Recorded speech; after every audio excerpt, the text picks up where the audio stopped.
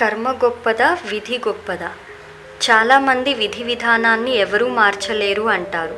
మరి కొంతమంది లేదు, మనం చేసే కర్మతో మనం మన విధిని కూడా ఎదిరించవచ్చు అని అంటారు. మరి ఈ రెండిట్లో ఏది గొప్పది? ఈరోజు వీడియోలో దీన్ని ఒక చిన్న కథ రూపంలో తెలుసుకుందాం రండి. ఒక అడవికి రెండు వైపులా రెండు వేరు రాజుల యొక్క రాజ్యాలు ఉండేవి. అదే అడవిలో ఒక సాధువు నివాసం ఉండేవాడు. ఆ ఇద్దరు రాజులు ఆ సాధువుని తమ గురువుగా భావించి ఆరాధిస్తూ ఉండేవాళ్ళు. ఆ అడవి మధ్య గుండా ఒక నది ప్రవహిస్తూ ఉండేది. ఆ రెండు రాజ్యాలకు ఆ ఒక్క నది మాత్రమే ముఖ్య జలస్తోత్రంగా ఉండేది. దాని మూలంగా ఆ ఇద్దరు రాజులకు ఎప్పుడూ ఏదొక వివాదం జరుగుతూనే ఉండేది. చివరికి ఒకసారి గొడవ ఎంత పెద్దదైందంటే ఆ గొడవ యుద్ధం చేసే వరకు దారితీస్తుంది. ఇంకా యుద్ధం ప్రకటించాక ఇద్దరు రాజులు యుద్ధానికి ముందు సాధువు దగ్గర ఆశీర్వాదం తీసుకోవడానికి ఒక్కొక్కళ్ళుగా వెళ్తారు. మొదటి రాజు సాధువు దగ్గరకు వెళ్తాడు. సాధువు రాజుతో, నువ్వు యుద్ధంలో ఓడిపోతావు, నీ రాతలో విజయం రాసి పెట్టి లేదు, తరువాత ఆ భగవంతుని ఇష్టం అంటాడు. అది విని రాజు మొదట్లో చాలా బాధపడతాడు. తరువాత అతని ఆలోచనలు మార్చుకొని తన సైన్యంతో, ఓడిపోవాల్సిందే అయితే గట్టిగా పోరాడి ఓడిపోదాం, మన యుద్ధ ప్రదర్శన ఇతరులకు ఉదాహరణగా మిగిలిపోవాలి అంటాడు. ఇంకా రెండవ రాజు సాధువు దగ్గరకు ఆశీర్వాదం కోసం వెళ్తాడు. సాధువు అతనితో, ఈసారి విధి నీకు అనుకూలంగా ఉంది, ఇంకా ఆ భగవంతుని ఇష్టం అంటాడు.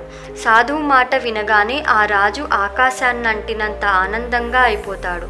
ఎంతగా అంటే విజయం పక్కా తనదే అని పూర్తి నిశ్చింతగా అయిపోతాడు.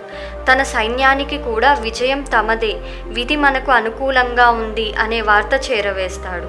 మరుసటి రోజు యుద్ధం మొదలవుతుంది. అందులో మొదటి రాజు సైన్యం విధిలో పరాజయం ఉన్నా సరే మనం మాత్రం గట్టిగా పోరాడాల్సిందే అనే ఆలోచనతో యుద్ధం చేస్తూ ఉంటారు. అదే రెండో రాజు సైన్యం యుద్ధంలో గెలిచేది మనమే, విధి మన పక్షంలోనే ఉంది, ఇంకా చింతించడం ఎందుకు అనే ఆలోచనతో పోరాడుతూ ఉంటారు. యుద్ధం జరిగే సమయంలో రెండవ రాజు యొక్క గుర్రపు డెక్క విరిగిపోతుంది. దాన్ని ఆ రాజు గమనించుకోడు. ఎందుకంటే రాజు మైండ్లో విధి మన పక్షంలోనే కదా ఉంది, విజయం మనదే అనే మాట గూడు కట్టేసుకుంది. విధి మన పక్షంలో ఉంటే ఇంకా భయం ఎందుకు అనుకున్నాడు.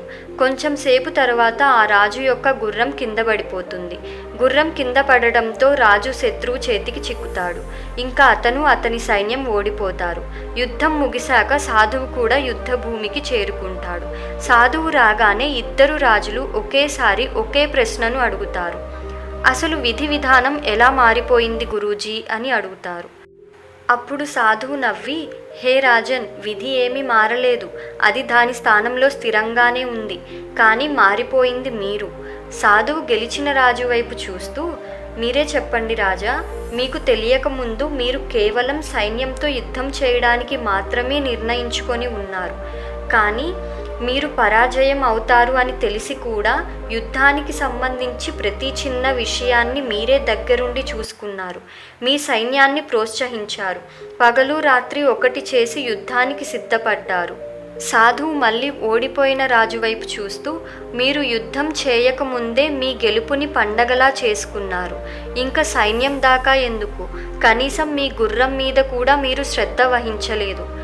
కానీ చివరికి ఏది జరగాలి అని రాసి ఉండిందో అదే జరిగింది. మీ విధి ఏమీ మారలేదు.